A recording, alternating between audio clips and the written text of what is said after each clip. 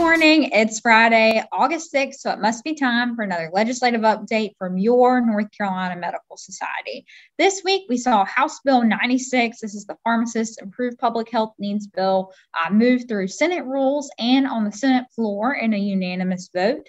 The bill has not changed since we saw it last in Senate Health Committee, where there were two big amendments that I already talked to you about that included one important provision that I do want to mention to you again because we've seen it in some local news media outlets, is a requirement for emergency use authorized vaccines to require parental consent. So for your patients under 18 would require parental consent for any emergency use authorized vaccine.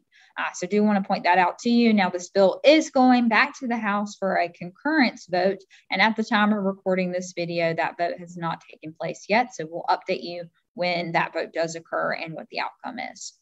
The next piece I want to talk to you about is the House budget was released this week, or at least parts of it. So the House released their budget in different committees this week. So each subcommittee met on Thursday morning to give an overview of their particular budget. So we were paying close attention to the Health Appropriations Committee.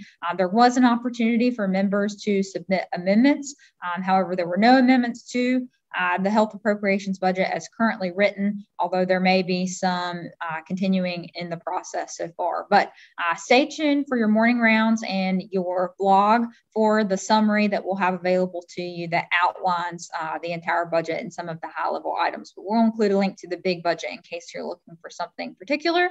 I do want to give you just a high-level overview of some pieces.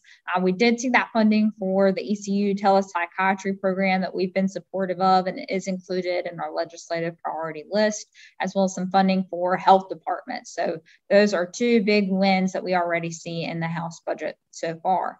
Now, there are a number of things that were included in the Senate budget that we're glad are not included in the House budget so far, like the surprise billing language that we've mentioned to you on here before. So thrilled not to see that policy provision in the House budget.